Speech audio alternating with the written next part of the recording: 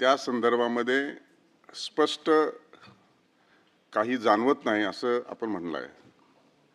तर निश्चित स्वरूपामध्ये सातारा SP आणि पोलीस अधिकारी या संदर्भामध्ये दिलेले निर्देश हे संविधानिक तज्ञ, कायदे तज्ञ यांच्याकडे पाठवून त्या संदर्भामधील निर्णय नंतर जाहीर केला जाईल।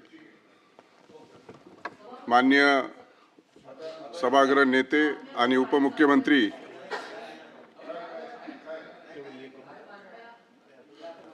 सभागृहात चर्चेला न आलेल्या लक्षवेधी सूचनाबाबत हेमंत पाटील साहेब, बातम्यावर सभागृह चालत नाही मनीषाताई, आपल्यावर बातम्या चालतात, बसा। आपल्यावर बातम्या चालतात, बातम्यावर सभागृह चालत नाही, बसा। आणि बाहेरच्या बातम्या आत येऊ शकत नाही, दारं बंद केलेले आहेत। सभागृहात चर्चेला न आलेल्या लक्षवेधी आजच्या सूचनाबद्दल खास करून हेमंत पाटील साहेब, मी प्रवीण दरेकर साहेबांनी आपण सांगितलंय की ज्या सदस्यांच्या सूचना होता त्यांनी पत्र दिल्यानंतर मी त्यांच्या बैठका माझ्या दालनात लावतो, कारण वेळेअभावी आता ते होणं शक्य नाही। तरी ते उत्तर पटलावर येईल, आपलं समाधान नाही झालं तर बैठक ही माझ्या दालनात लावली जाईल। आणि म्हणून मी सभागृहाच्या निदर्शनास आणून देतो की सभागृहात चर्चेकरिता न आलेल्या महाराष्ट्र विधान परिषद नियम 101 अन्वये लक्षवेधी सूचनांचे जोडपत्र अमुद्रित स्वरूपात सभागृहाच्या पटलावर ठेवण्यात येत आहे। सत्र समाप्तीनंतर जोडपत्र वितरित करण्यात येईल। माननीय सभागृह नेते आणि राज्याचे उपमुख्यमंत्री एकनाथ शिंदे साहेब 259च्या अंतिम आठवडा प्रस्तावाला चर्चेला उत्तर देतील। सभापती महोदय, सभागृहामध्ये नियम 259 अन्वये अंतिम आठवड्यावर प्रस्ताव झाली, आठवड्या प्रस्तावावर चर्चा झाली। यामध्ये सन्माननीय सदस्य ॲडव्होकेट अनिल परब, शशिकांतजी शिंदे, अभिजित वंजारी, अमोल मिटकरी, प्रवीण दरेकर, सचिन अहिर, संजय खोडके, राजेश राठोड, अभ्यंकर आणि कोण सगळे झाले ना, इतर सर्व सदस्यांनी या बाबतीमध्ये सरकारला सूचनाही केल्या, काही यामध्ये प्रश्नही मांडले, समस्याही मांडल्या। या सर्व सदस्यांचं मी मनापासून अभिनंदन करतो। आणि खरं म्हणजे विधान परिषद हे सर्वोच्च सभागृह आहे आणि या ठिकाणी लोकांच्या प्रश्नांवर, समस्यांवर अभ्यासपूर्ण चर्चा होणं हे सगळ्यांनाच अपेक्षित असतं, या महाराष्ट्रातल्या जनतेला देखील अपेक्षित असतं। अधिवेशन मुळात त्यासाठीच होत असतं आणि म्हणून सभागृहातले सदस्य आपल्या समस्यांवर, राज्याच्या समस्यांवर, मतदारांच्या समस्यांवर, इतर विषयांवर काय चर्चा करतात आणि यावर देखील सगळ्यांचंच लक्ष असतं। आणि म्हणून मी सगळ्यात आधी एक आपल्याला शेतकऱ्यांच्या बाबतीत देखील काही सदस्यांनी प्रश्न उपस्थित केले सभापती महोदय, पण एक आजच इथे सभागृहात येण्यापूर्वी मुख्यमंत्री स्वतः, मी, आपल्या दुसऱ्या उपमुख्यमंत्री सुनेत्राताई आणि कृषी मंत्री यांच्या उपस्थितीमध्ये नमो शेतकरी महासन्मान योजनेचा 8वा हप्ता शेतकऱ्यांच्या खात्यामध्ये जमा केलेला आहे। सभापती महोदय, 89,74,000 शेतकरी आणि 1,798 कोटीचा निधी आता शेतकऱ्यांच्या खात्यात थेट जमा झालेला आहे। आज हे एक शेतकऱ्यांसाठी आनंदाची बाब होती म्हणून मी त्याचा उल्लेख केला आहे सुरुवातीलाच।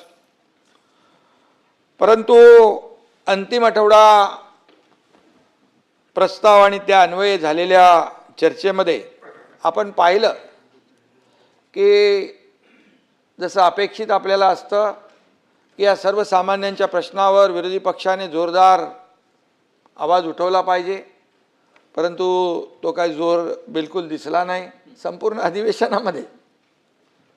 अगदी त्यामुळे हे अधिवेशन देखील 1 महिन्याचं होतं। हे अर्थसंकल्पीय अधिवेशन आपण 1 महिन्याचं घेतो आणि 1 महिना अधिवेशन हे चाललं देखील, परंतु कितीतरी प्रश्न या अधिवेशनामध्ये मांडता आले असते, परंतु ते दुर्दैवाने तसं झालं नाही. त्यामुळे विरोधी पक्ष पूर्णपणे प्रभावहीन आणि काय कोणाच पायपूस नाही, गलित गात्र प्रकारचं अशा प्रकारचं दृश्य या ठिकाणी आपण पाहिलं. सभापती महोदय, महायुती सरकार दुसऱ्यांदा सत्तेवर आलेलं आहे. त्यानंतरचं हे दुसरं बजेट आहे. अधिवेशनाने एकूण 5वं विधिमंडळ अधिवेशन आहे आणि सरकार या ठिकाणी न थकता न थांबता काम करतंय. लोकांच्या कल्याणासाठी अनेक योजना आपण राबवतोय. जसं आपण आताच सांगितलं, मी मगाशीच म्हणालो की शेतकऱ्यांच्या खात्यात देखील आताच पैसे जमा करून आलो. आणि म्हणून अशा अनेक योजना ज्या सुरू केलेल्या आहेत, अनेक प्रकल्प आपण सुरू केलेले आहेत, ते पुढे जात आहेत, हे राज्य पुढे जात आहे. आणि म्हणून विरोधी पक्ष म्हणून देखील सत्ताधारी पक्षाबरोबर विरोधी पक्षाची देखील तेवढीच जबाबदारी असते. सत्ताधारी पक्ष आणि विरोधी पक्ष ही रथाची 2 चाकं आहेत असं आम्ही मानतो. परंतु विरोधी पक्ष फक्त विरोधाकरता विरोध न करता चांगल्या ह्याच्यामध्ये देखील विरोधी पक्षाने सहकार्य करावं अशा प्रकारची भूमिका आमची आहे. परंतु महाराष्ट्र हिताचा विचार या ठिकाणी मांडण्याचं हे सभागृह आहे, वरिष्ठ सभागृह आहे. दुर्दैवाने अशा प्रकारचं काही झालं नाही. महाराष्ट्राला आपल्याला एका उंचीवर न्यायचं आहे. आज या निमित्ताने मी देशाला नव्या उंचीवर नेणारे या देशाचे लोकप्रिय आणि यशस्वी प्रधानमंत्री नरेंद्र मोदीजी यांचं विशेष अभिनंदन करतो. सभापती महोदय, ते यासाठी की मोदीजी यांनी सलग 8,931 दिवस सरकारच्या प्रमुखपदी राहण्याचा विक्रम केलेला आहे. आणि या सभागृहाच्या वतीने, या महाराष्ट्राच्या 13 कोटी जनतेच्या वतीने मी त्यांचं मनापासून अभिनंदन करतो. सलग सरकारमध्ये सरकारच्या प्रमुखपदी राहून मोदीजींची कारकीर्द आजही आपण स्वच्छ कारभार पाहतो.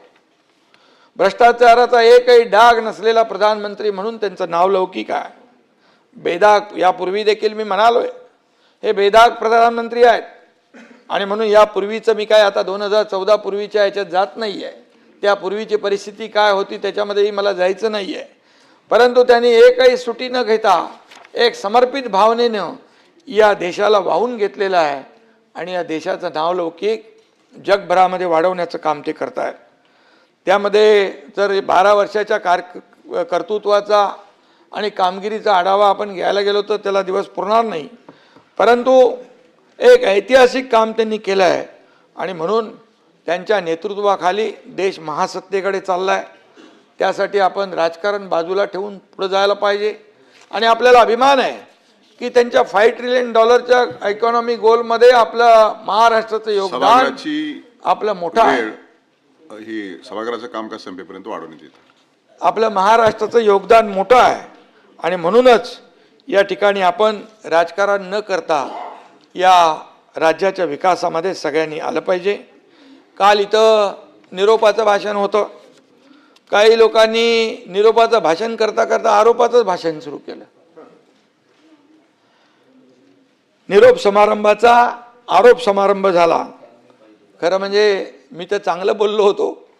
मला कधी निरोप समारंभाला कुणावर टीका करायला आवडत नाही, माझा तो स्वभाव नाही.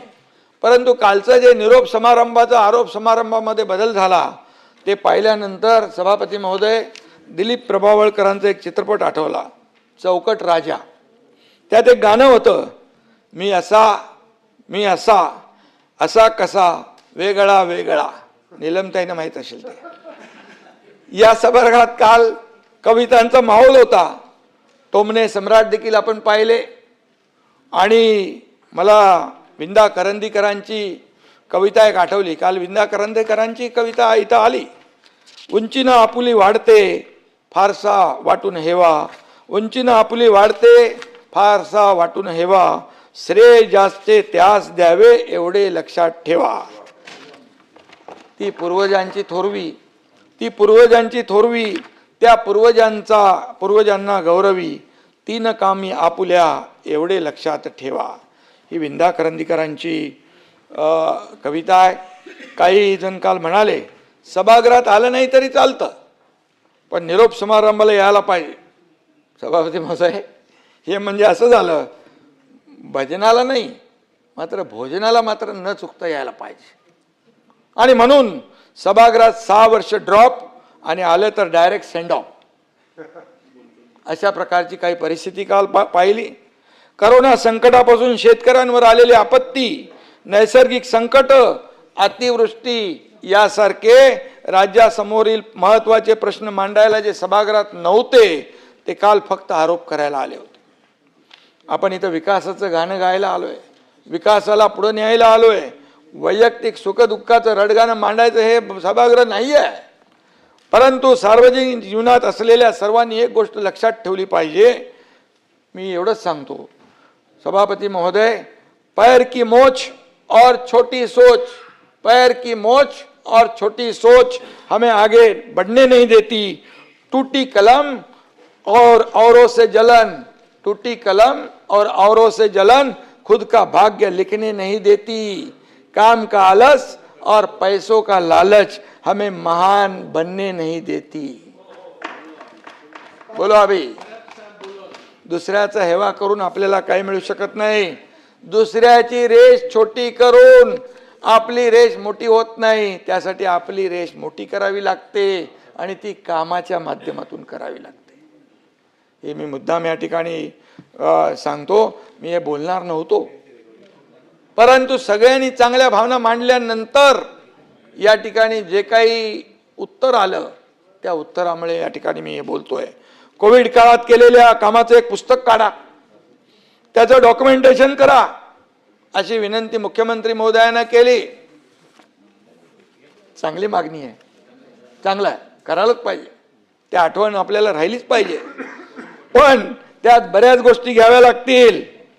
बॉडी बॅग मधला घोटाळा, खिचडी मधला घोटाळा, रेमडेसिवीर मधला घोटाळा, त्याचबरोबर कोविड सेंटर मधला घोटाळा, ऑक्सिजन प्लॅन्टचे पैसे कोणी खाल्ले त्याचा घोटाळा, हे सगळं आलं पाहिजे. त्यामध्ये हे घ्यावंच लागेल. कोविडच्या त्या काळात काय काय झालं त्याचा मी सुद्धा साक्षीदार आहे. मी नगर विकास मंत्री होतो. कोविड सेंटर किती आणि कशी उभी केली ते मला माहित आहे.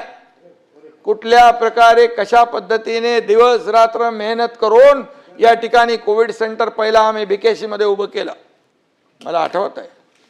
या संपूर्ण महाराष्ट्रामध्ये कोविड सेंटर उभी केली आणि त्यावेळेस देखील आम्ही रस्त्यावर फिरत होतो, पीपी किट घालून हॉस्पिटलमध्ये जात होतो.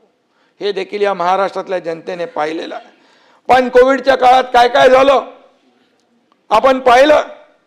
एकीकडे लोक मरत होते, दुसरीकडे लोक पैसे करत होते, सगळीकडे सामसूम असताना काही जण लूटमार करत होते. सभापती महोदय, मी बोलणार नव्हतो, परंतु मला बोलायला लागतंय. आज मला कविवर्य वसंत बापट यांच्या 4 ओळी आठवतात. आई गेली शेजारी, बाबा गेले बाजारी, आजी आता आजारी, सामसूम झाली आता चढवूया हल्ला, मोठ्या मोठ्या डब्यावर मारू डल्ला. मुख्यमंत्री महोदयांना माझी विनंती आहे, कोविडच्या काळात कोणी आणि कशावर डल्ला मारला त्याचा हिशोब या डॉक्युमेंटरीमध्ये आला पाहिजे. एवढंच माझी माफक अपेक्षा आहे. आता त्यामध्ये बुक काढायचं, कसं बुक काढायचं? फेसबुकवाल्यांचं बुक कसं निघणार? कसं निघणार? पुस्तक छापल्यानंतर टीका होईल, आमचा फोटो छापला नाही. अरे पण जे घरातून बाहेर पडले नाही त्यांचा फोटो येणार कसा? हे देखील आपण पाहिलं पाहिजे.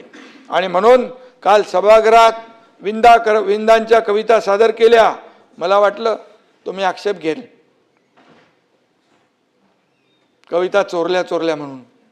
काही लोक नेहमी सांगतात माझं हे चोरलं ते चोरलं. निलमताईंनी तसा आक्षेप घेतला नाही, कारण त्या कद्रुवृत्तीच्या नाही आहे. आणि म्हणून विंदांची एकच कविता आम्ही जीवापाड जपली, ती म्हणजे देणाऱ्याने देत जावं, घेणाऱ्याने घेत जावं, घेता घेता देणाऱ्याचे हात घ्यावे.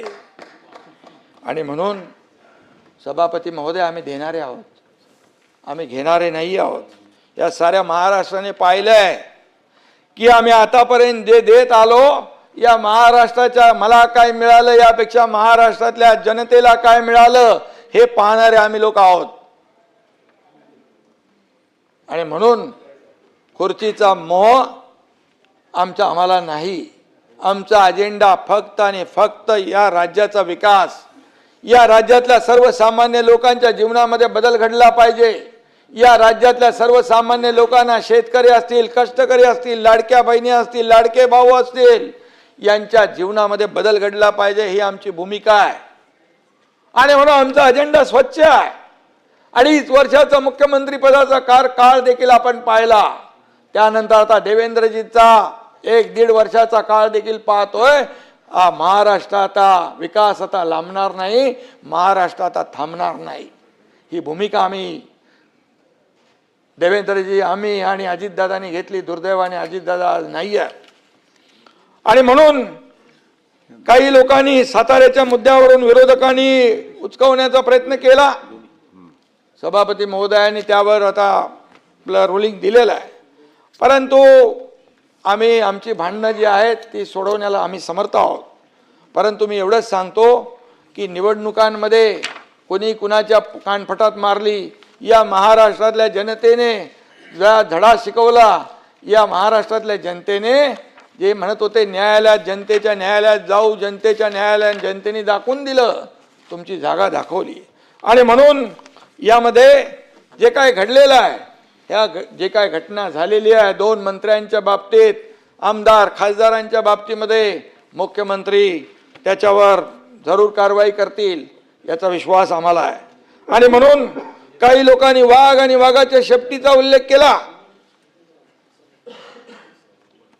मी बोलणार नव्हतो, पण एक नोटीस आल्यानंतर कशी कुणाची त्रेधा तिरपीट उडते हे पाहिलंय आम्ही.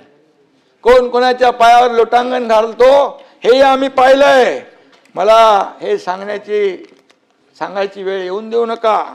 आणि या ठिकाणी मी एवढंच सांगेन की अपनी ही चालाकियों पे डालकर पर्दा, अपने ही चालाकियों पर डालकर पर्दा, चेहरे पर नकाब लिए फिरते हैं जिनके खुद के खाते बिगड़े हैं, जिनके खुद के खाते बिगड़े हैं वो दुनिया का हिसाब लिए फिरते हैं. हे काय आपलं बघा, आपलं ठेवायचं झाकून, दुसऱ्याचं बघायचं वाकून. आत्मपरीक्षण करा, आत्मचिंतन करा. आणि त्यावेळेस काय, काल बरेच लोक काय काय म्हणाले, चॅलेंजची भाषा दिली, काय काय म्हणाले, मी ऐकत होतो बाहेरून. आणि त्यावेळी देखील सभापती महोदय वरळीत येऊन दाखवा, वरळीतून तुम्हाला जायचं आहे, हे चॅलेंज आम्हाला दिलं होतं. सभापती महोदय, आमची प्रेत येतील, लाखो लोक येतील, तुमची प्रेत येतील, तो रक्ताचे सडे पडतील, या असल्या धमक्या दिल्या होत्या. पोस्टमार्टम करू, अमक करू, तमक करू. आमच्या महिला आमदारांना देखील सोडलं नव्हतं. काल ज्या पद्धतीने भाषा इथं झाली त्याबद्दल मी बोलतोय. सभापती महोदय, हा एकनाथ शिंदे एअरपोर्टला एकटा आला, बाजूला हेलिकॉप्टर होतं. मला पोलीस सांगत होते हेलिकॉप्टरने आपल्याला जायचंय. मी हेलिकॉप्टरमध्ये नाही बसलो, माझ्या गाडीत बसलो. होता माझ्या ओ परब साहेब, तिकडून मी एकटा आलो आणि तो इकडे जॉईन झाला. आणि माझ्या गाडीत मी बसलो, हेलिकॉप्टर बाजूला सारून वरळीतूनच गेलो. वरळी 2 ठिकाणी थांबलो. पण त्यामुळे त्यावेळी कुठं होते चॅलेंज देणारे, माझा सवाल आहे. आणि मग आम्हाला धमक्या देण्याच्या फंदामध्ये पडू नका. आम्ही करतो ते उघडपणे करतो. त्याला देखील काय म्हणतो, त्याला वाघाचं काळीज लागतं, ते आम्ही दाखवलंय. आणि म्हणून मी त्याच्यावर जास्त काय बोलत नाही. आणि म्हणून आमच्यामध्ये ताकद आहे, जी काय आहे ती सर्वसामान्य लोकांना मदत करण्याची. आमची ताकद दुसऱ्यावर आरोप करण्यासाठी, दुसऱ्याचं वाईट करण्यासाठी आम्ही वापरत नाही, तर या सर्वसामान्य लोकांना न्याय देण्यासाठी वापरतो. सोन्याचा तोंडात चंचा घेऊन जन्माला आलो नसलो तरी मी अनेक वेळा सांगितलंय, आंदोलन करून जनतेसाठी पोलिसांच्या लाट्याकाट्या खाऊन या आयुष्यामध्ये चढ उतार बघून या ठिकाणी आम्ही आलेलो आहे. आणि म्हणून मी आपल्याला इतर लोकांची घरं बुडवून इतर लोकांचं नुकसान करून या ठिकाणी आम्ही आलेलो नाही, लोकांना मदत करून इथं आलो. आणि म्हणून घरादारावर तुळशी पत्र ठेवून रात्रंदिवस मेहनत करून रक्ताचं पाणी करून या ठिकाणी आलेलो आहे. आणि म्हणून याचा आम्हाला अभिमान आहे, याचं समाधान देखील आहे, याचा आनंदही आहे की आम्ही लोकांच्या जीवनामध्ये बदल घडवू शकलो, शेतकऱ्यांना मदत करू शकलो, लाडक्या बहिणींची योजना सुरू करू शकलो, लेक लाडकी लखपती योजना सुरू करू शकलो, मुलींचं उच्च शिक्षण मोफत करू शकलो. कितीतरी योजना आम्ही आणल्या, याचा आनंद आणि समाधान आहे. पण 4 वर्ष झाली तरी सुद्धा या धक्क्यातून विरोधक सावरायला तयार नाही, ही वस्तुस्थिती मान्य करायला तयार नाहीत. किती वर्ष तीच जळजळ, किती वर्ष तीच मळमळ राहणार. मला कल्पना आहे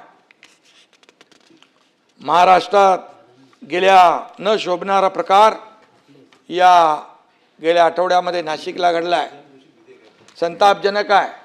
त्यावर देखील काही सदस्यांनी आपली मतं मांडलेली आहेत.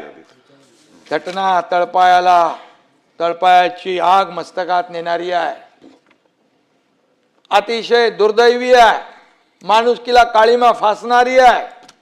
आणि म्हणून महाराष्ट्र छत्रपती शिवरायांचा आहे, महाराष्ट्र शाहू फुले बाबासाहेब आंबेडकरांचा आहे. पण काही विकृत मनोवृत्तीचे लोक या वारशाला बट्टा लावण्याचं काम करतात. सभापती महोदय त्यांच्या नांग्या ठेचल्याच पाहिजे. मुख्यमंत्री महोदयांनी देखील त्या बाबतीमध्ये काल सविस्तर निवेदन केलेलं आहे. आणि म्हणून यांच्या नांग्या ठेचल्या पाहिजेत, यामध्ये राजकारण करता कामा नये आणि त्यांच्या नांग्या ठेचल्याच जातील. अशा प्रकारच्या कुठल्याही भोंदू बाबाला कुठल्याही प्रकारचा कोणी सोडणार नाही, अशा प्रकारचं काम हे सरकार करेल. आपण सगळे लोकप्रतिनिधी आहेत, तुम्ही विरोधी बाकावर आहात, आम्ही सत्ताधारी बाकावर आहात. पण आपल्यात राजकीय मतभेद असतील, पण महाराष्ट्राच्या नावाला काळीमा लागणार नाही, राज्याची मान शर्मेने खाली जाणार नाही, याचा आपण सगळ्यांनी विचार केला पाहिजे. सगळ्यांची जबाबदारी आहे. एकमेकांवर चिखलफेक करण्यापेक्षा खरा सारख्या राक्षसी आणि नीच वृत्तीला ठेचलं पाहिजे, अशी भूमिका आमची आहे. अशा वृत्तींचा समूळ नायनाट करणं ही सरकारची भूमिका आहे. आणि म्हणून या ठिकाणी सगळ्यांनी या राजकारण न करता या सामोरं गेलं पाहिजे. अशोक खराच्या मुसक्या कशा आवडले मुख्यमंत्री महोदयांनी मगाशी म्हटलं, मी खालच्या सभागृहात सांगितलं. आपण सगळे लोकप्रतिनिधी आहोत, दिवसातून शेकडो लोक भेटतात आपल्याला, शेकडो लोक येतात. उद्घाटनाला जातो, लोकार्पणाला आपण जातो, लग्न मैताला जातो, अशा ठिकाणी लोक अनेक भेटतात. मंदिरात जातो, धार्मिक स्थळांना भेटतो, आपण उघडपणे जातो, लपून छपून करत नाही. आणि या ठिकाणी असणाऱ्या लोकांच्या गुन्हेगारी प्रवृत्तीविषयी आपल्याला काही माहिती असतं असं नाही आहे. उद्या तीच व्यक्ती गुन्हा करते, मग त्याच्यावर असलेले लोकप्रतिनिधींचे फोटो व्हायरल होतात. हे झाले, पण याचा अर्थ लगेच त्याच्याशी त्याचा संबंध आहे असं मानण्याचं कारण नाही. मिलिंद नार्वेकर इथं बसले, त्यांचाही फोटो झळकलाय. आणि म्हणून त्यांचा फोटो असणं म्हणजे त्यांच्याशी काही संबंध असणं असं जोडता येणार नाही. आणि म्हणून तसं मिलिंद नार्वेकर चांगला माणूस आहे.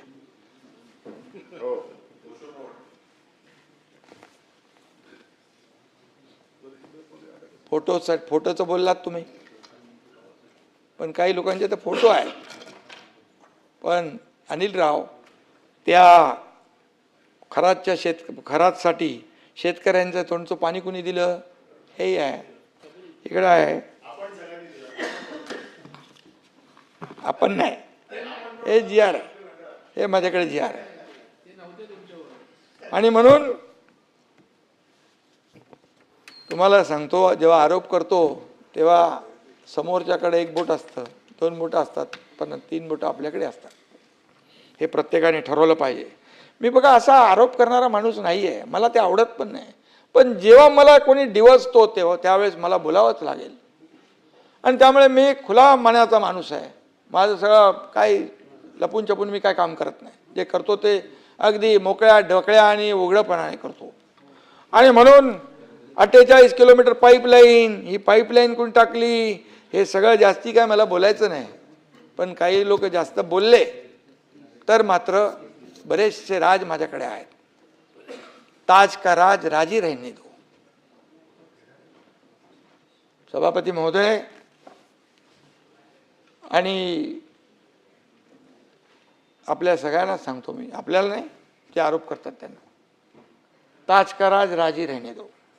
मला एवढंच म्हणायचं आहे, अशा प्रवृत्ती ठेचल्या पाहिजेत.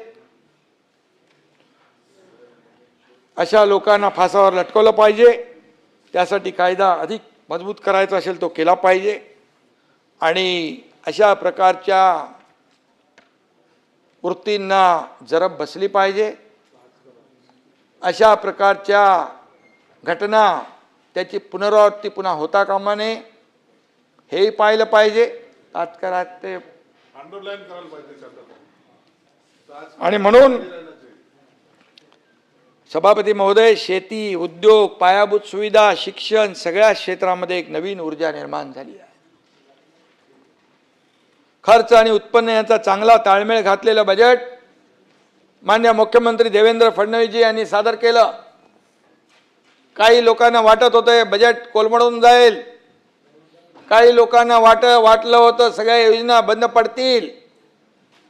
परंतु या बजेटमध्ये देखील, कारण लाडकी बहीण योजनेवर सगळ्यांचे डोळे होते, लाडकी बहीण योजना कशी बंद होईल, सुरू केली तेव्हाही बंद करण्यासाठी कोर्टात गेले. पण मी या ठिकाणी सांगतो, मुख्यमंत्री माझी लाडकी बहीण योजना कुणी माईकाला आला तरी कधी बंद होणार नाही. जे आम्ही बोललोय जे करणार, प्रिंटिंग मिस्टेक कधी म्हणणार नाही. शेतकऱ्यांची कर्जमाफी सांगितली होती, या बजेटमध्ये शेतकऱ्यांची कर्जमाफी करण्याचा निर्णय घेतला. पुण्यश्लोक अहिल्यादेवी होळकर यांच्या नावाने शेतकरी कर्जमाफी योजना सभापती महोदय जाहीर केली. 30 सप्टेंबर 2025 पर्यंत कर्ज थकीत असलेल्या शेतकऱ्यांना 2 लाखापर्यंत कर्ज माफ करण्याचा ऐतिहासिक निर्णय घेतला. बळीराजाला मोठा दिलासा दिला. आणि म्हणून मी आल्या पहिलं जे सांगितलं की आज त्या खात्यांमध्ये पैसे जमा केले आणि आम्ही इकडं आलो. याशिवाय जे शेतकरी नियमितपणे कर्जफेड करतात त्यांना प्रोत्साहन देण्यासाठी सरकारकडून 50,000 रुपयापर्यंत प्रोत्साहनपर आर्थिक लाभ देखील देण्यात येणार आहे. मी मुख्यमंत्री असताना 50,000 रुपये प्रोत्साहनपर आर्थिक लाभ आपण राज्यातल्या शेतकऱ्यांना दिला होता. घोषणा कोणी केली होती त्याच्यामध्ये मी जात नाही. परंतु त्याची परतफेड जी आहे 50,000 त्या 2022ला सरकार झाल्यानंतर आम्ही केले. शेवटी शेतकऱ्यांना दिलासा देण्याची आवश्यकता होती. बळीराजासाठी आजवर कोणत्याही सरकारने केलं नसेल एवढं काम महायुती सरकारने गेल्या 4 वर्षात केलंय. याचा आनंद आहे आम्हाला. आताच या ठिकाणी मगाशी मी म्हटलं की शेतकरी कधी वाऱ्यावाता अवकाळी पावसामुळे काही ठिकाणी नुकसान होत आहे, त्या ठिकाणी पंचनामे होतील. शेतकऱ्यांना कधी वाऱ्यावर सोडलं जाणार नाही. हे शेतकऱ्यांचं सरकार आहे. आणि मी नेहमी सांगतो, या महाराष्ट्र राज्याच्या तिजोरीवर सगळ्यात पहिला अधिकार कोणाचा, तो या बळीराजाचा आहे. आम्ही सांगतो आणि त्याच्या मागेही उभे राहतो. राज्यातल्या वंचित दुर्बल घटकांसाठी सर्वात जास्त महामंडळ स्थापन झाली, त्यावर देखील अनिल परबांनी उल्लेख केला. सामाजिक न्याय आणि इतर मागास बहुजन कल्याण अशा 2 विभागांची महामंडळ आहेत. त्यामध्ये निधीचा विषय काढला आपण. परंतु या सर्व महामंडळांना निधी देणं ही सरकारची जबाबदारी आहे आणि सरकार तो निधी देण्यास कटिबद्ध आहे.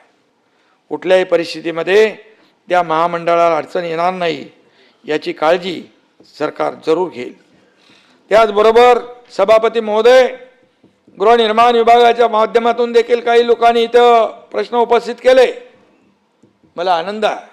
हिंदुहृदय सम्राट बाळासाहेब ठाकरे यांच्या जन्मशताब्दी वर्षानिमित्त मुंबई आणि सभोवतालच्या शहरांना झोपडपट्टी मुक्त करण्याचा निर्धार महायुती सरकारने केला आहे.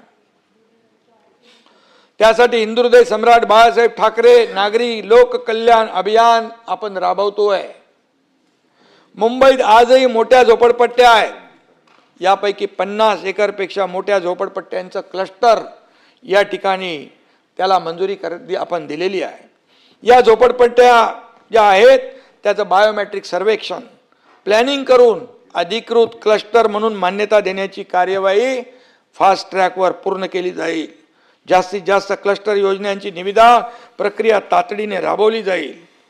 झोपडीधारकांना नवीन रिहाब इमारतींमध्ये राहताना मेंटेनन्स खर्च परवडत नाही, म्हणून सरकारने कॉर्पस फंडामध्ये मोठी वाढ केली आहे.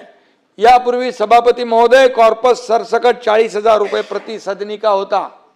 आता त्यात मोठी वाढ करण्यात आलेली आहे. 70 मीटर उंचीपर्यंतच्या इमारतींसाठी 1 लाख रुपये प्रति टेनामेंट. दरेकर आहेत ना इकडे? 70 ते 120 मीटर 2 लाख रुपये प्रति टेनामेंट. 120 मीटर पेक्षा जास्त उंचीच्या इमारतांसाठी 3 लाख रुपये प्रति टेनामेंट एवढी रक्कम कॉर्पस म्हणून विकासक सोसायट्यांना देणार आहे. याबाबतची अंतिम अधिसूचना आजच काढतोय आपण.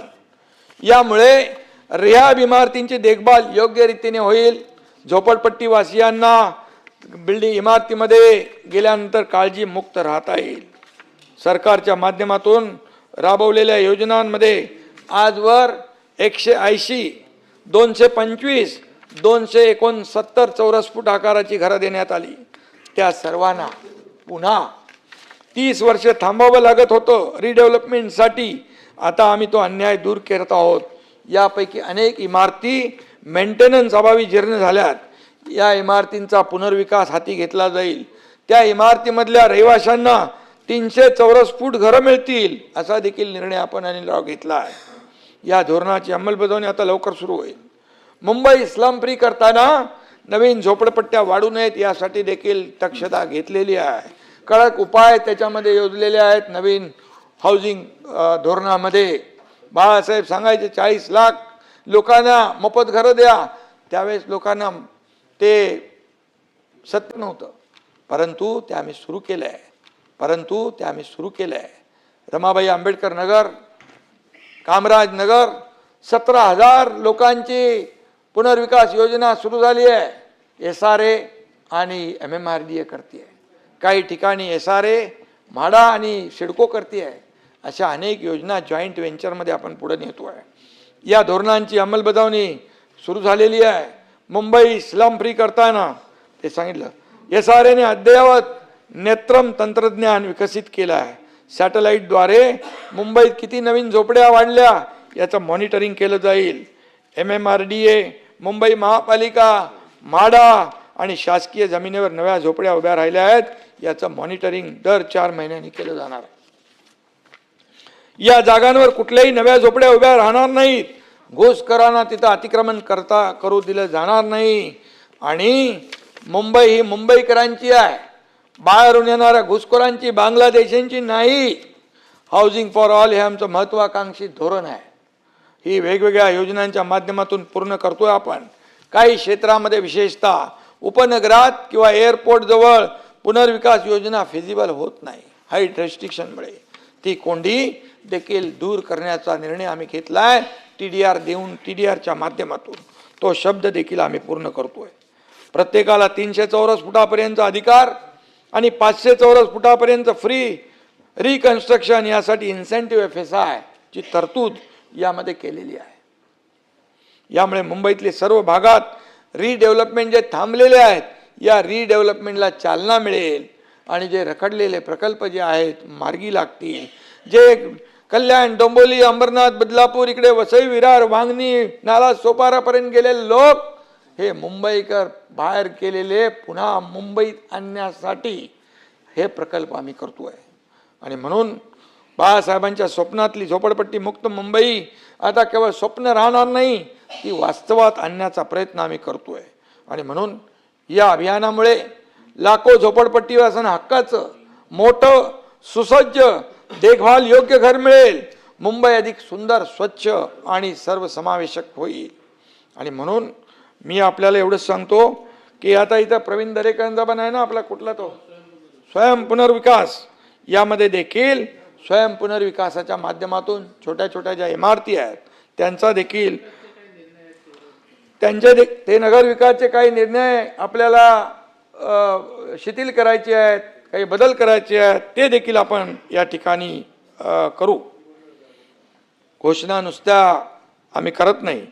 यामध्ये या क्लस्टर योजनेसाठी, या समूह विकास योजनेसाठी जेव्हा 2022ला महायुतीचं सरकार आलं तेव्हापासून याची सुरुवात झाली आणि ती सुरुवात करता करता आपण अंतिम टप्प्यात पोहोचलेलो आहे.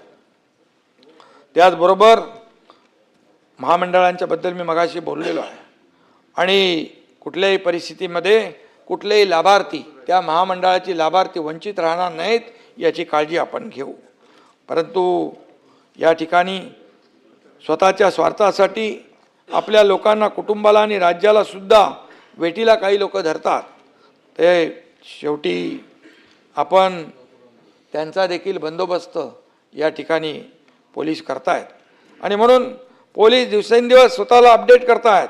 मध्यंतरी मायक्रोसॉफ्टच्या सहकार्याने महाक्राईम OS AI ही एक आगळी वेगळी AI प्रणाली आपण सुरू केलेली आहे. सायबर गुन्हेगारी विरुद्धच्या लढ्यातली ही सगळ्यात मोठी क्रांती आहे. या ठिकाणी मी जेव्हा मुख्यमंत्री होतो तेव्हाही भरती सुरू झाली. आता देवेंद्रजी काळात देखील 15,000पेक्षा अधिक पोलीस शिपायांची भरती होती आहे. आणि त्याचबरोबर जे गुन्हेगार आहेत, क्राईम जो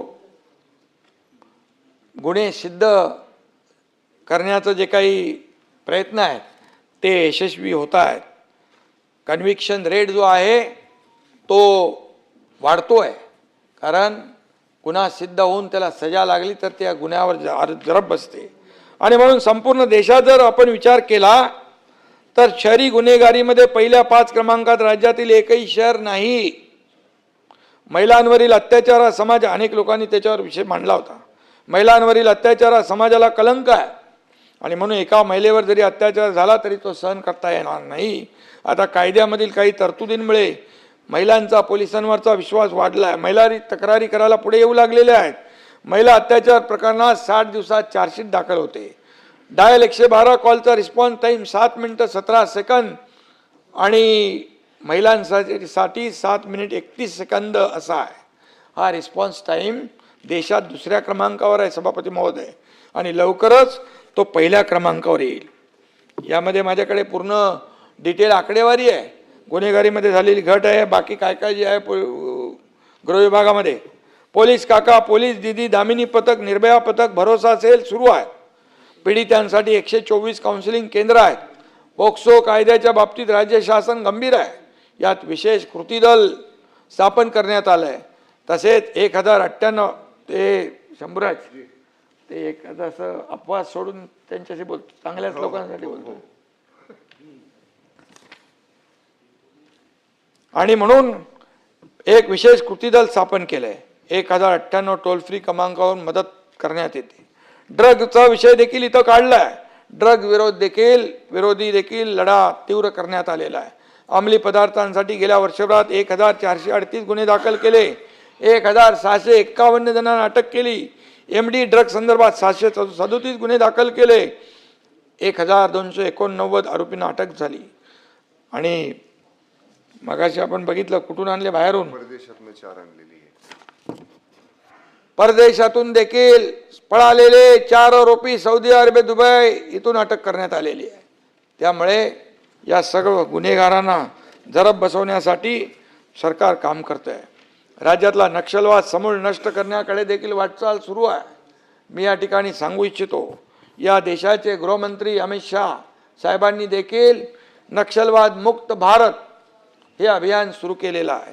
आणि आपण पाहिलं की गेल्या वर्षी 128 माओवाद्यांनी आत्मसमर्पण केलं. 10 नक्षलवादी मारले गेले. संपूर्ण देशभरातले आपले गडचिरोली तर कायम बहुतेक संपले. गडचिरोलीमध्ये तर आता उद्योग सुरू झाले. तिथं लोकांच्या आता हजारो लोकांना काम मिळू लागलं. तिथं स्टील हब होतोय. त्या ठिकाणचं इन्फ्रास्ट्रक्चर, शाळा, हॉस्पिटल सगळं सुरू आहे. आणि त्यामुळे मायनिंग वाढती आहे आणि तिथला जो काही नक्षलवाद चळवळीकडे झुकलेला तरुण पूर्णपणे या ठिकाणी त्याच्या हाताला काम मिळतं म्हणून तो पूर्णपणे वळलेला आहे. आणि म्हणून हे जे काय नक्षलग्रस्त ओळख असलेले जिल्हे लवकरच सभापती महोदय विकासासाठी ओळखले जातील अशा रीतीने तिथं गुंतवणूक होती आहे.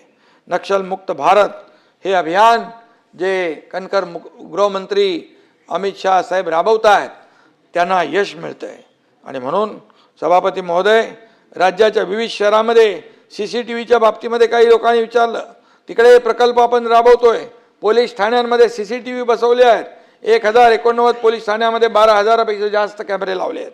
आज संपूर्ण राज्यात खाजगी आणि सरकारी CCTVची संख्या 6,28,687 आहे. पोलीस तातडीने ॲक्शन घेतात पण संबंधित गुन्हेगारांवर दोष सिद्ध करण्यात थोडे कमी पडतात, यावर नेहमी चर्चा पडत होते. पण आता या ठिकाणी खात्रीपूर्वक सांगू इच्छितो की गेल्या काही वर्षामध्ये शासनाने जे प्रयत्न केलेले आहेत त्यामुळे कन्व्हिक्शन रेट दरवर्षी वाढतो आहे. आणि म्हणून कन्व्हिक्शन रेट वाढावा म्हणून त्यासाठी सरकार प्रयत्न करते आहे. बदल्या बढत्या यामध्ये भ्रष्टाचार झाल्याचे मुद्दे मगाशी मांडले. राज्यात गेल्या वर्षी लाचलुचपतीचे 682 गुन्हे दाखल झाले, त्यात 1000 जणांविरुद्ध कारवाई करण्यात आली. गेल्या 2 वर्षात 1304 सरकारी अधिकारी कर्मचाऱ्यांना निलंबित केले आहे, 6 जणांची बडतर्फी केली आहे. लाचखोर अधिकारी कर्मचाऱ्यांविरुद्ध तक्रार करण्यासाठी 1064 हेल्पलाईन आणि व्हॉट्सअप नंबर जाहीर करण्यात आलेले आहेत. याशिवाय मोठ्या प्रमाणावर नागरिकांमध्ये जागृती करण्यात येते. विरोधी पक्ष जरी राज्याच्या विकासावर काही बोलत नाहीत पण बिनबुडाच्या आरोपांनी टोमणे मारण्यात धन्यता मानतात, हे दुर्दैव आहे. आणि म्हणून महायुती सरकार आपलं काम करते आहे. 4 वर्षापूर्वी महाराष्ट्राचं जे विकास पर्व सुरू झालंय ते यापुढे देखील सभापती महोदय कायम चालू राहणार आहे. आणि म्हणून महायुती सरकारचं त्याचबरोबर मगाशी अनिल परबांनी एक मुद्दा मांडला होता, भरत कळसकर या बाबतीमध्ये मी माहिती घेतली ताबडतोब. भरत कळसकर हे प्रादेशिक परिवहन अधिकारी, परिवहन उपायुक्त निम्न श्रेणी या संवर्गातील क्रमांक 1 वर आहेत ते खुल्या प्रवर्गात. आणि म्हणून सहपरिवहन आयुक्त या संवर्गात एकूण 6 रिक्त पदे उपलब्ध होती. ज्येष्ठतेनुसार परिवहन खात्याने त्यांना प्रमोशन नाही केलं. GADकडे त्यांच्या ज्या तक्रारी तुम्ही मागच्या अधिवेशनात केल्या होत्या त्या सर्व तक्रारी GADकडे पाठवल्या, संबंधित विभागाकडे पाठवल्या. आणि त्यामध्ये 332 लोकांचं जे प्रमोशन झालं होतं त्या 332 लोकांनी स्वतः सांगितलं की आम्ही जे आमच्या सह्यांचं पत्र जे दिलं होतं, पैसे घेतले ते पत्र बनावट होतं. आणि त्यामुळे याची सर्व चौकशी झाली. GADने LNJDकडे फाईल पाठवली आणि त्याचं प्रमोशन रोखता येणार नाही अशा प्रकारचा ओपिनियन जे आहे LNJDने दिलं आणि त्यानंतर त्याला प्रमोशन मिळालेलं आहे. या उपर तुमच्याकडे त्याच्याबद्दल काही अधिकची माहिती असेल तर ती द्या, त्याच्यावर कठोर कारवाई केल्याशिवाय आम्ही थांबणार नाही. कारण मीच जेव्हा माझ्याकडे ते मंत्रालय होतं त्यावेळेस ऑनलाईन बदल्यांची मी सिस्टीम सुरू केली, त्या भ्रष्टाचार होऊ नये म्हणून. आणि त्यामुळे परिवहन खात्यामध्ये कुठलाही भ्रष्टाचार तुम्हाला दिसला तर बिलकुल मोडून काढू आपण, कोणालाही पाठीशी घालण्याचं काम नाही. आणि म्हणून यामध्ये देखील ट्रान्सफर असेल ऑनलाईन पद्धतीने आपण तर केलेलं आहे, परंतु आणखी देखील आपल्याला त्यामध्ये काय करता येईल ते नक्की आपण करू. कुठल्याही परिस्थितीमध्ये भ्रष्टाचाराला खतपाणी घालण्याचं काम कोणी करणार नाही. आणि म्हणून त्याचबरोबर आपले सचिन अहिर यांनी मगाशी 2-3 मुद्दे मांडले. एकतर मिल कामगारांच्याबद्दल आपण बैठक घेतली. पहिल्यांदा मला वाटतं ती बैठक आपली चांगली झाली आणि त्या बैठकीच्या माध्यमातून आपण त्यांना जे कुठे लांब कुठं पाठवत होतो त्यांचा तो काय क्लेम रद्द होणार होता तोही आपण कलम रद्द करून टाकलं, ज्याला ऑप्शनल ठेवलं. बरोबर ना, ज्याला इच्छा असेल त्यांनी घ्यावं, नाही तर त्याचा हक्क अबाधित राहणार. आणि म्हणून मुंबई आणि MMR या क्षेत्रामध्ये 1 लाख गिरणी कामगारांना घरं देण्याचा निर्णय आपण घेतलेला आहे. त्या पद्धतीने मी नगर विकास विभागाचे आसिम गुप्ता आणि म्हाडाचे अधिकारी, SRAचे अधिकारी या सगळ्यांना सांगितलं, जे प्रकल्प आता सुरू आहेत त्यांना आपण जादाचा FSI देता येतो का? 2000 घरं आहेत तिथे आणखी 500 वाढवू शकतो का? मुंबईमध्ये 3000 घरं असतील आणखी तिथे 700 वाढवू शकतो का? त्याचबरोबर ज्या मिलच्या जमिनी आहेत त्या ठिकाणी आपल्याला त्या योजनेत देखील प्रकल्पामध्ये त्यांना वाढीव FSI देऊन त्यांना वाढीव घरं आपल्याला त्या ठिकाणी बांधता येतात का, हे देखील आपण तो निर्णय घेतलेला आहे. आणि म्हणून जेवढे प्रकल्प आहेत क्लस्टरमध्ये देखील, SRAच्या प्रकल्पांमध्ये देखील ज्या पुनर्विकास प्रकल्प आहेत सचिनजी, त्या सर्व पुनर्विकास प्रकल्पांमध्ये आज आपण घरं जेवढी आपल्याला जास्तीची उपलब्ध करून घेता येतील तेवढी, कारण या गिरणी कामगारांच्या जीवावर मुंबई आहे. बाळासाहेब नेहमी सांगायचे गिरणी कामगारांच्या मागं उभं राहा. आणि म्हणून गिरणी कामगारांना घरं देण्याची भूमिका सरकारने घेतलेली आहे. पोलिसांच्या घराबद्दल आपण बोललात. जेव्हा अगोदरच्या सरकारने 50 लाख रुपये पोलिसांकडून घराला ठेवले होते, मी मंत्री झाल्यानंतर, मुख्यमंत्री झाल्यानंतर 50 लाखाचे 15 लाख रुपये केले आपण. 15 लाखामध्ये पोलिसांना घरं दिली आपण. त्याचबरोबर हा मोठ्या प्रमाणावर आपल्याला जो स्टाफ क्वार्टर आहेत त्याचा आपल्याला हे वाढवलं पाहिजे. त्याचबरोबर त्यानंतर आपल्याला हक्काची घरं जी आहेत पोलिसांना, सफाई कर्मचाऱ्यांच्या बाबतीमध्ये आपण मुद्दा उपस्थित केला. सफाई कर्मचाऱ्यांच्या कॉलनीत मी स्वतः मुख्यमंत्री असताना गेलो. 4 ठिकाणी दयनीय अवस्था होती, चांगली नव्हती.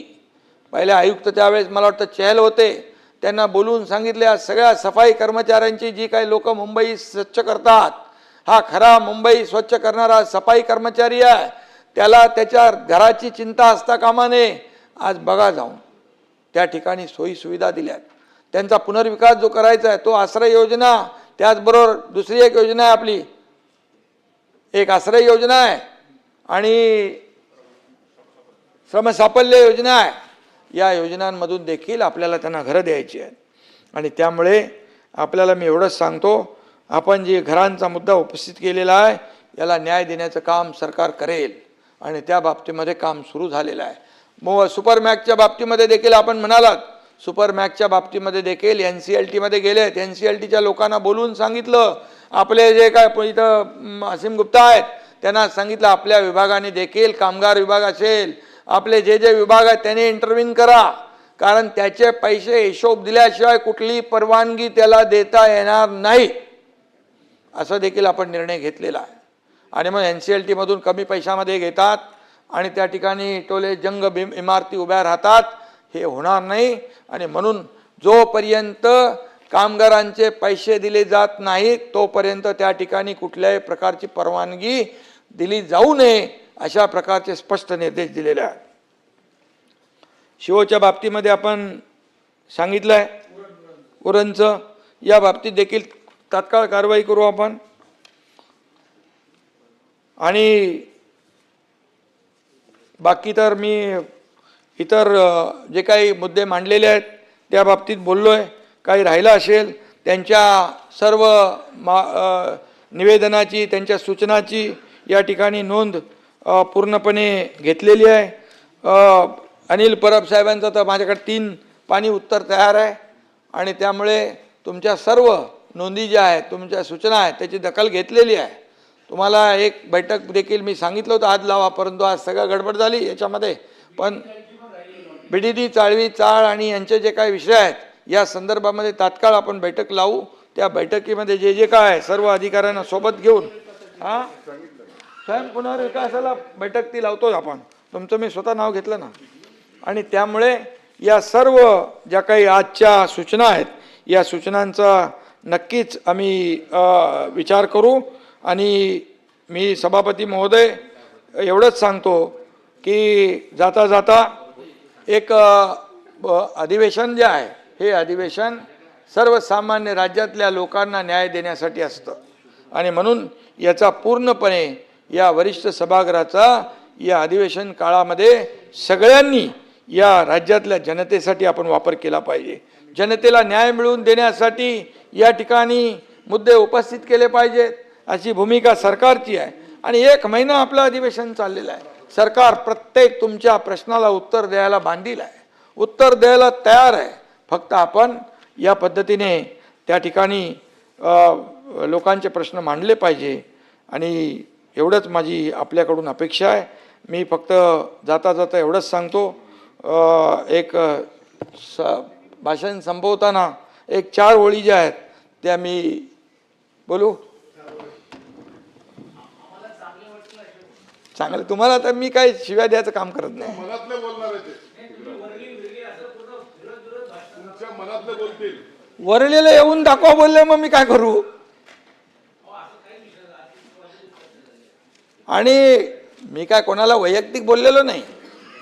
त्या वेळेचे घटना ज्या आहेत त्या आणि आम्ही जे काय करतो ते मोकळेपणाने करतो. आणि म्हणून जाता जाता एवढंच सांगतो, रास्ते भी हमारे होंगे, मंजिल भी पाएंगे. रास्ते भी हमारे होंगे, मंजिल भी पाएंगे. सर उठाकर हर इम्तिहान से लड़ेंगे. सर झुकाकर नहीं, सर उठाकर हर इम्तिहान से लड़ेंगे. डर के भाग जाना हमारी फितरत नहीं, डर के भाग जाना हमारी फितरत नहीं. वादा करते हैं महाराष्ट्र को सबसे आगे बढ़ाएंगे. ये अच्छा है ना, महाराष्ट्र को आगे बढ़ाना है. आणि म्हणून तुम्ही सगळ्यांनी एक आपला निर्धार करा की महाराष्ट्राला पुढे घेऊन जाऊ. देशाच्या विकासामध्ये आपलं महाराष्ट्राचं योगदान सगळ्यात नंबर 1चं असलं पाहिजे. ही भूमिका आपली असली पाहिजे. आणि म्हणून मी सभापती महोदय सर्व सदस्यांना मनापासून धन्यवाद देतो. सर्व सदस्यांचं अभिनंदन करतो. काही थोडंसं कटू बोललो असलो पण मी बोलण्याचा माझा स्वभाव नाही. जेव्हा समोरून बोलतात तेव्हा त्याला उत्तर दिलं पाहिजे, नाही तर इकडं सगळं रेकॉर्ड तसंच राहील. आणि म्हणून मी बोलण्याचा प्रयत्न केलेला आहे. आणि म्हणून मी सगळ्यांना पुन्हा एकदा मनापासून या ठिकाणी धन्यवाद देतो आणि थांबतो. जय हिंद, जय महाराष्ट्र. अनिल परब.